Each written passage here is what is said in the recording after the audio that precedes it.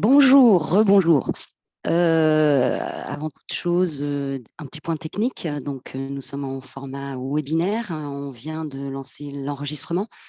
Vous aurez à disposition ce replay et cette présentation sur notre site internet après ce matin ou cet après-midi. On a laissé un petit moment de questions à la fin de cette présentation. Donc, merci d'utiliser le Q&R pour poser vos questions. Donc, avant de commencer, de rentrer dans le vif du sujet, je vais laisser Claire Bourdon, notre chargée d'animation de réseau, vous faire une brève présentation de notre syndicat France Générosité. Bonjour à tous. Donc oui, effectivement, en introduction, pour ceux qui ne connaîtraient pas le syndicat, sur la slide suivante, quelques chiffres. Il faut savoir que le syndicat existe depuis 25 ans maintenant et rassemble 140 organisations, associations, fondations, fonds de dotation. Et donc, ce réseau, il représente 7,8 milliards d'euros de ressources, dont 2,8 milliards de générosité du public. C'est aussi 87 000 salariés et presque 400 000 bénévoles. Nos trois missions, défendre vos droits, vos intérêts, celui du secteur de la générosité auprès des pouvoirs publics, mais aussi d'accompagner nos membres avec la mise à disposition de ressources, de conseils, de services, de cadres d'échange également, et bien sûr, développer la générosité du grand public en votre faveur. Vous connaissez peut-être notre site infoudon.fr, le site de référence sur le don, et on développe aussi donc la générosité en diffusant un certain nombre de connaissances à travers des études, et donc aujourd'hui, un exemple avec le baromètre de la générosité. Hop, merci Claire. Et donc en entonnoir, on y va sur notre étude phare. Alors si j'y arrive, voilà. Donc aujourd'hui, on est réunis pour vous dévoiler les analyses, certaines analyses, les chiffres clés de notre baromètre de la générosité de l'année 2022. Alors un petit rappel sur finalement cette étude qui s'étoffe d'année en année. Donc ce baromètre a deux vocations. Elle est pour les membres, donc c'est une étude mutualisée auprès de membres souscripteurs, membres de FG souscripteurs, et c'est un véritable outil d'aide à leur stratégie de collecte avec tous les indicateurs que l'on screen, et de façon plus macro, sur certains indicateurs globaux, ça donne des tendances en historicité et avec plusieurs dimensions de la collecte en France. Petite nouveauté, donc en 2021, on a complété la vision collecte que je vais vous présenter aujourd'hui par une vision, ce qu'on appelle donateur. Donc après déduplication des bases des membres souscripteurs, là, on étudie l'évolution des profils et comportements des donateurs. Pour ces deux études, on part toujours en historicité de l'année 2004. Ça serait simple puisqu'on rajoute encore une vague. Donc, on essaye aussi d'être complet en saisonnalité, c'est-à-dire qu'on analyse l'année entière. Donc là, ce que je vais vous présenter, c'est sur l'année 22 les analyses sont sorties en mai 23, et on fait aussi un arrêt d'image, on va dire, sur le premier semestre 23 pour donner déjà aux membres souscripteurs des tendances sur le premier semestre. Donc, c'est une souscription à différents modules, hein, c'est à la carte, et il y a aussi possibilité d'avoir des versions personnalisées pour faire du ranking et se positionner par rapport aux données consolidées. Ce que je vais vous présenter, c'est quelques indicateurs parmi toutes les séquences qu'on analyse dans ce baromètre. Donc, on est sur des séquences d'une évolution de collecte avec des indicateurs globaux. On est aussi en capacité de regarder aussi l'acquisition de donateurs, le recrutement de donateurs par organisation. L'axe de la valeur, c'est un mot un peu peut-être barbare, mais on regarde aussi les tranches de montant de dons, comment ça se comporte en évolution. On est, grâce à notre panel représentatif de 56 structures qui œuvrent dans différentes causes, on peut aussi, et c'est ce que l'on fait, avoir des analyses par causes, voir comment, en fonction des causes, les tendances sont, et on voit des choses assez significatives et différentes. On analyse bien sûr le média de la collecte, donc là, c'est là où on va screener sur le on-offline, et on est en capacité aussi d'isoler les dons IFI, et ça, c'est plutôt une séquence qu'on propose en semestriel. J'ai complètement oublié quand même de vous dire que cette étude était depuis 21 réalisée avec Pierre Le Rouge de Novos, et on est très content de ce partenariat. Donc, si on revient là sur l'année qui nous intéresse, en tout cas l'édition 2022 du baromètre de la générosité, elle compile les données de donc, ces 56 organisations. Important aussi de parler du périmètre de référence. Qu'est-ce qu'on regarde en fait? Quelles sont les données qu'on va observer? Donc, ce sont les dons des particuliers uniquement, hors legs, hors dons supérieurs à 250 000 €, hors dons venant des fondations abritées, puisque nous avons dans notre panel des associations et des fondations. Et on est sur une référence où on isole les dons urgence, alors urgence, grande urgence médiatisée, et ces dernières années, malheureusement, on en a, et les événements exceptionnels comme le Z-Event, par exemple. Donc, on est sur un périmètre de référence costaud. Si, par exemple, on a aujourd'hui l'étude de référence qui essaye d'estimer la générosité en France, qui est le panorama national des générosités de l'Observatoire de la philanthropie de la Fondation de France, qui estime à 3,5 milliards d'euros de dons des particuliers hors legs. Nous, on est là en screen cette année, donc en 22, on a nos 56 membres cumulés plus d'1 milliard de dons en 22. Donc, on est sur, en tout cas, un panel en valeur très représentatif.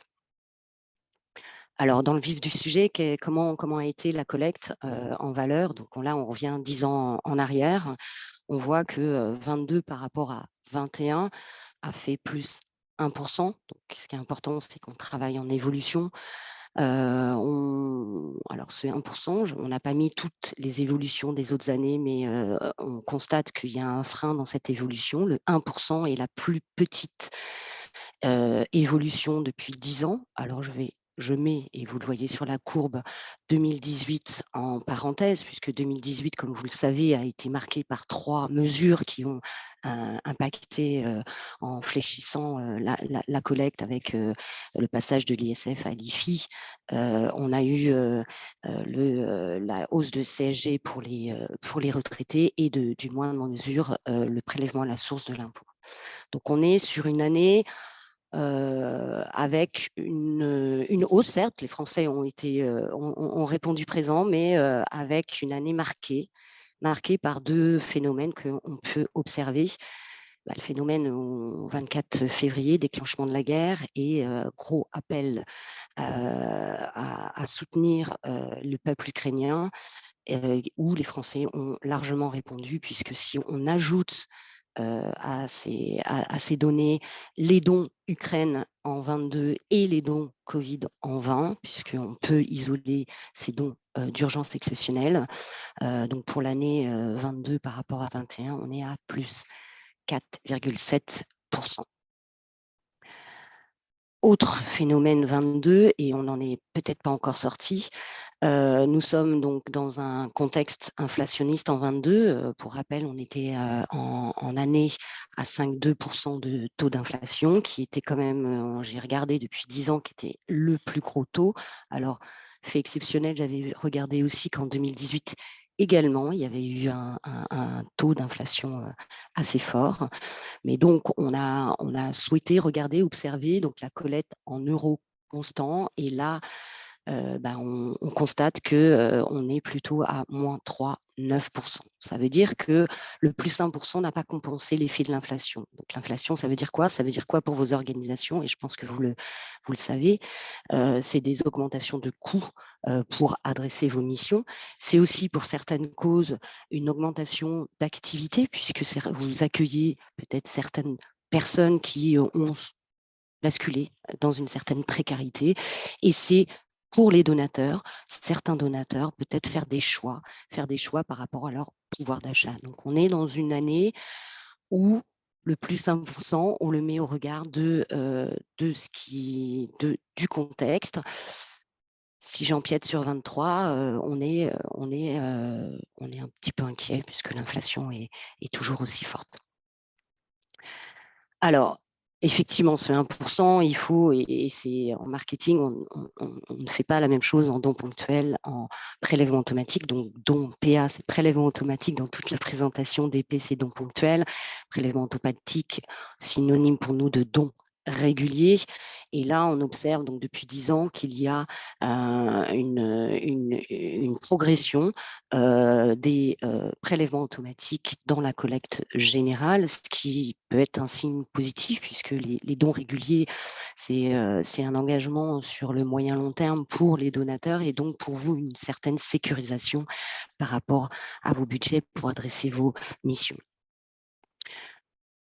On regarde un peu plus finement, donc là, si on regarde en valeur les dons, les progressions des dons ponctuels et des prélèvements automatiques, bah, ce qu'on observe, c'est qu'il y a certes en valeur une certaine croissance, alors on a qualifié de molle, cette année elle est un peu en baisse, des dons ponctuels avec une courbe là qui est beaucoup plus linéaire, croissante sur les dons par prélèvement automatique. Et c'est ce qui nous fait penser, alors vous voyez les échelles, on n'est pas sur les mêmes dimensions de valeur, mais petit à petit, le prélèvement automatique continue sa lancée et qui porte d'une certaine façon la collecte sur le marché français. Alors là, on est sur une courbe un peu plus différente, puisque là, on analyse en volume, donc en nombre de dons ponctuels, et là, on regarde année après année un effritement du nombre de dons.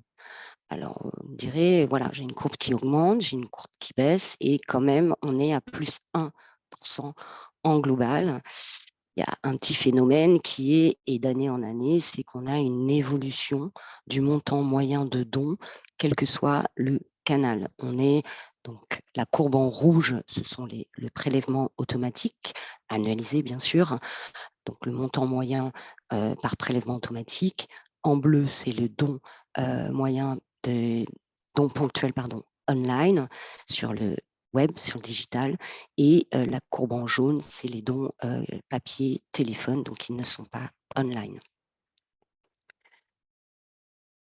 Une séquence qui est aussi intéressante d'observer de façon en historique, c'est ce qui nous intéresse aussi, puisque c'est une certaine particularité française, c'est que la générosité, elle est partagée sur toutes les couches de la population française, donc ce qu'on appelle le don populaire en France. Mais ce qu'on observe, donc là, on a ces répartitions dès la collecte par tranche de dons, donc les petits dons entre guillemets de 0 à 150 s'effritent en 10 ans, et pour avoir une autre donnée, en 2004, cette part était à 73%. Donc aujourd'hui, on est à 42%, donc on est moins majoritaire. Ces petits dons s'épuisent.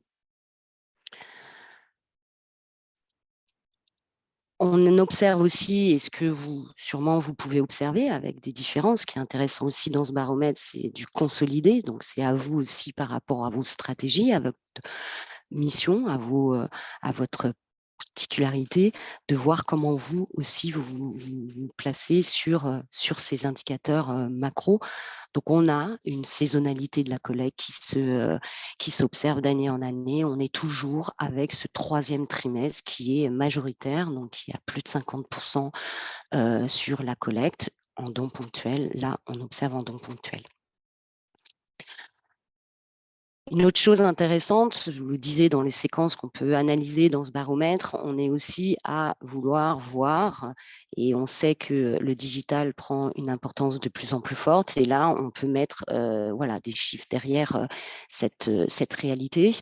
Donc, on est sur une montée de la collecte web. Donc là, sur la courbe à gauche, on est en valeur. Et donc, on voit qu'il y a une augmentation. On est en distribution et là, on peut l'observer de façon plus nette à une part du DP online qui est aujourd'hui de 27%, donc qui continue sa progression par rapport à la distribution sur les dons ponctuels. Donc là, on observe une évolution. Donc là, on zoome plus précisément sur les dons online, donc qui sont avec une part qui grandit. On observe là, malheureusement, que la forte progression en 2020, bon, 2020, je ne vous refais pas le tableau, hein, c'était les confinements, le Covid, qui a fait une forte accélération de la digitalisation à la fois de vos pratiques, mais aussi des Français qui ont pris dans leur usage et habitudes quotidiennes le pli en fait d'être sur le digital pour leur consommation, pour les achats et pour les dons. On a vu qu'on était rassurés qu'en 2021, malgré le pic de 2020 circonstancié, 21 était quand même dans une grande progression si on comparait à 2019, une année moins épiphénomène. 22, ça continue, plus 7%. On aurait souhaité peut-être que ce soit plus, mais c'est très encourageant par rapport à la collecte digitale et c'est une observation qu'on voit qu'aujourd'hui, je pense qu'on est un petit peu un passage obligé de prendre d'être présent sur ce média. On est là sur on screen. On a souhaité aussi vous montrer qu'on peut par rapport à attendez, j'ai un petit souci. Par rapport à la collecte web, par rapport à la saisonnalité, on voit qu'il y a une saisonnalité comparable par rapport au dos ponctuel largement, mais plus généralement, mais la collecte digitale est encore plus fortement présente sur les 3 derniers mois de l'année, 57% cumulés par les 3 derniers mois. Exception faite.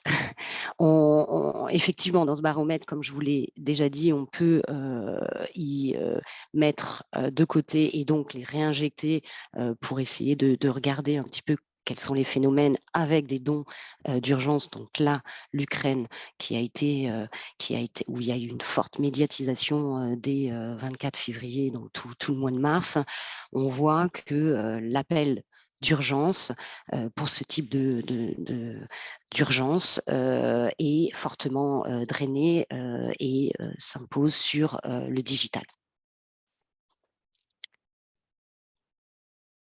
Pour donner un peu plus d'éléments sur la collecte Ukraine, on sait que 60% de la collecte Ukraine a été réalisée par des dons ponctuels en ligne et 92% de toute cette collecte a été faite dans le premier semestre, même si la guerre continue. Alors, on est là, on a passé un peu de temps sur les dons ponctuels et les prélèvements automatiques. Donc, on avait vu, donc là, on est sur la courbe à gauche en valeur. Et donc, on avait vu qu'il y avait déjà cette augmentation.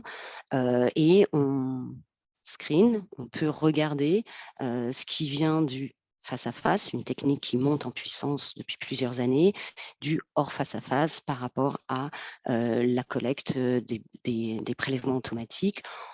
Est-ce qu'on arrive à un plateau? On ne sait pas, mais en tout cas, la part du face-à-face depuis 1 an, 2 ans et se stabilise à 30%. Question pour l'avenir.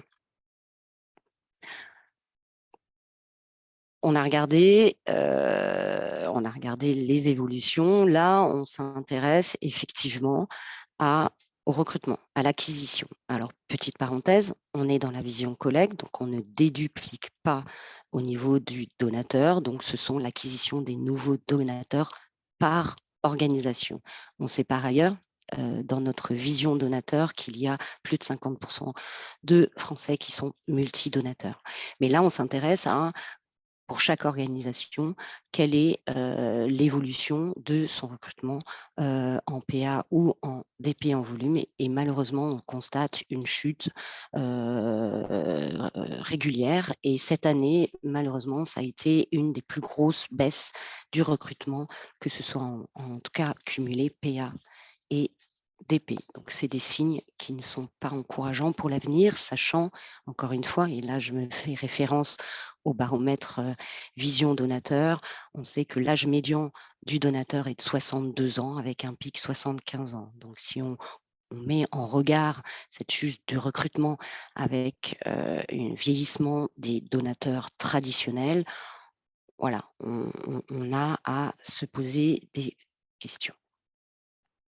Donc là, si on regarde donc l'acquisition d'un côté donc des dons ponctuels et l'acquisition en prélèvement automatique, on voit une prospection en dons ponctuels qui s'effrite largement, hormis donc 2020 où c'était une année exceptionnelle. Les 2 autres années, 21-22, n'a pas pris le même pli que cette année-là. Donc, et on voit qu'il y a une légère baisse, mais c'est quand même en augmentation de l'acquisition en prélèvement automatique. On screen encore une fois sur les DP online, c'est quand même le digital quelque chose d'important à regarder de près. Et là, malheureusement encore, on a été déçu de constater que l'acquisition donc via le digital sur les dons ponctuels est en baisse. Donc on espère que ça va être un plateau, ça va remonter. C'est inquiétant en tout cas pour la suite. Alors, petite conclusion. Donc, je vais peut-être revenir sur des choses que j'ai déjà dites, mais en résumé, donc on est en 22, on est en positif, mais tout juste. Donc, si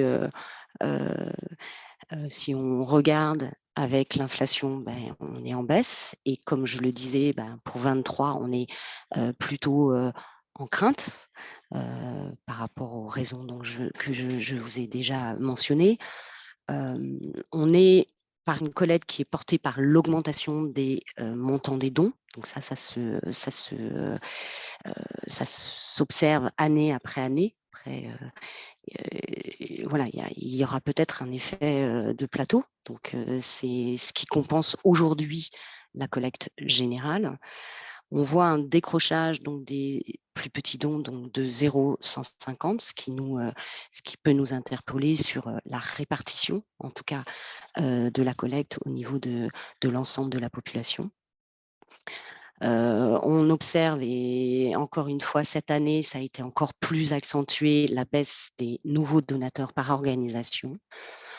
On a quand même le web qui prend sa part, qui est monté encore en part en DP online et à 27%, qui est supérieur à l'année dernière.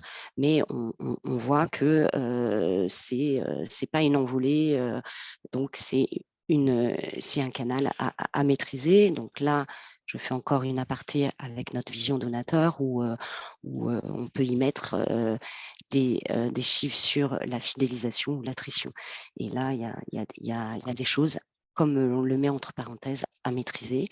Le prélèvement automatique qui porte l'évolution de la collecte, et c'est encore une fois quelque chose d'intéressant et de positif sur cet engagement à moyen long terme des donateurs qui souhaitent s'engager par le prélèvement automatique.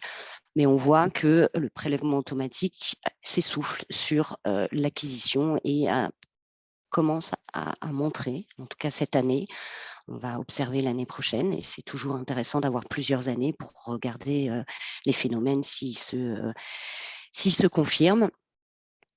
et à zoomer. Alors, est-ce que l'Ukraine, c'est une urgence puisque ça dure depuis 1 an? Mais en tout cas, il y a eu une forte appel d'urgence et on voit que les urgences fortement médiatisées ont un impact récurrent. On a pu aussi comparer un petit peu ce qui s'était passé en termes de collecte sur l'Ukraine et sur le Covid, où on voyait des similitudes en comportement donateur. Et donc, j'ai fait beaucoup d'appels puisque c'est vraiment une vision complémentaire de notre baromètre Vision Collecte, donc la vision donateur qui nous permet, là, pour le coup, de mettre de façon plus fine qui sont les personnes derrière ces dons, leurs différences en termes d'âge. Et donc, comme je vous le disais, on voit un vieillissement des donateurs, une difficulté à séduire les actifs des 35-55 ans, la volatilité des donateurs. Donc, j'ai pu vous dire qu'à travers cette vision donateur, on pouvait aussi donner des chiffres sur la fidélisation ou l'attrition. Et on voit une transformation donc, globale de la collecte en France. On est sur un phénomène, je pense qu'on est dans un moment de transition où vos pratiques sont fortement impactées et vont devoir s'adapter, évoluer. Voilà, j'espère que je n'ai pas été trop rapide. C'est toujours difficile devant son écran de ne pas avoir de regard. Mais voilà, je me tiens à votre disposition pour les questions. Alors, nous avons effectivement quelques questions. Est-ce que tu peux nous confirmer, Nadège, que le montant moyen par canot, 152 € en PA par exemple, ce sont bien des montants annuels? Oui, le PA, c'est du annualisé, oui. Très bien. Autre question, les dons liés à la guerre en Ukraine sont-ils des dons d'urgence et donc non comptabilisés dans le baromètre? Alors, comme je le disais, oui, on ne le comptabilise pas, on l'exclut, mais sur 2 slides, on les a rajoutés pour voir comment les dons d'urgence Ukraine avaient été, en tout cas majoritairement en mars 22, avaient été réalisés en mars 22 et essentiellement sur la collecte online. Donc, toutes les autres slides qui ne mettaient pas le petit drapeau Ukraine étaient hors dons d'urgence médiatisés. Et pour compléter, sur notre panel, donc 56 structures, il y avait 14 structures, organisations qui ont eu des appels aux dons Ukraine majeurs. Voilà. Est-ce que les difficultés de recrutement ont été mises en rapport avec la frilosité des investissements en 2022 au vu du contexte, inflation notamment? Eh ben, c'est intéressant, je ne peux pas répondre à la question. Effectivement, alors une chose on essaye de compléter et on complète de plus en plus nos indicateurs, notamment, voilà, on arrive à faire la distinction entre le PA direct, PA indirect, c'est-à-dire ceux qui sont transformés du DP en PA. Je pense que c'est quelque chose d'intéressant pour vous. Donc ça, c'est des choses qu'on analyse de plus en plus finement. Donc on a aussi ce souhait d'aller aussi travailler l'investissement en consolidé. Donc on est sur un panel avec des données RGPD compatibles, anonymisées. Donc on a cette capacité donc on a demandé, on a fait un atelier dernièrement de travail avec nos membres pour savoir si la question des investissements était une question pour eux, je pense. Et oui, est-ce qu'ils étaient prêts à partager de façon anonymisée afin que l'on complète bien sûr ces études et ce serait très intéressant. Donc à venir, peut-être à suivre, mais pour l'instant, je ne peux pas le dire, on ne met pas en regard. Y a-t-il des causes plus impactées que d'autres? Alors effectivement, dans ce que je vous ai livré, je n'ai pas donné puisque les 60 indicateurs et les 90 slides du baromètre complet est réservé aux membres souscripteurs. Effectivement, on a vu des différences sur les causes, mais la différence tenait plus peut-être de ceux qui finalement avaient fait de l'appel d'urgence Ukraine et ceux qui ne l'avaient pas. On a vu que ceux puisqu'on regarde la dispersion de nos 56 qui ne sont pas homogènes, tous n'ont pas fait plus 1%. Et on a vu un phénomène assez significatif où les organisations qui étaient mobilisées fortement sur l'Ukraine, entre guillemets, s'en sortaient mieux que certaines autres. Hors don Ukraine. Est-ce que vous avez pu observer si certains nouveaux donateurs qui donnent pour des urgences sont par la suite fidélisés? Alors ça, on l'a observé dans la vision donateur. Alors, peut-être, j'ai un chiffre sur la vision donateur. Ça répond peut-être partiellement à votre question. On a regardé sur les donateurs qui répondent aux urgences, donc que ce soit Covid ou Ukraine. On a constaté que 70% des donateurs qui donnaient dans une urgence, une grosse urgence, ces deux-là en l'occurrence, 70% étaient déjà par ailleurs donateurs. Donc, il y avait que alors après c'est un jugement, il y a 30% de ce qu'on appelle primo-donateurs. Après, est-ce que ces primo-donateurs sont fidélisés? La séquence 23, vision donateur, peut-être pourra nous le dire sur l'Ukraine. Connaissons-nous le pourcentage moyen des investissements par rapport au montant total des dons collectés pour ce panel de structures?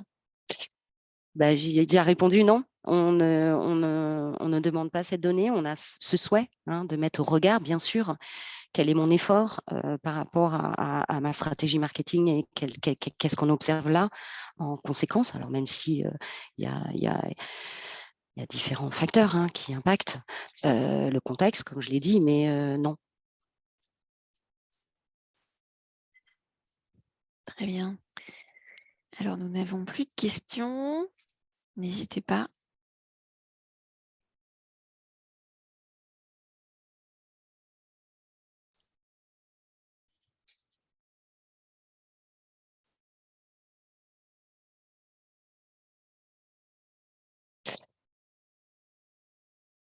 Alors, pas de Bon. nouvelles questions.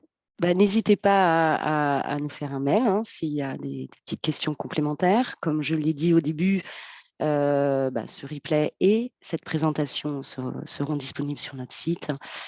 Et un plaisir d'échanger une autre fois avec vous. Et très belle journée. Merci beaucoup, à bientôt.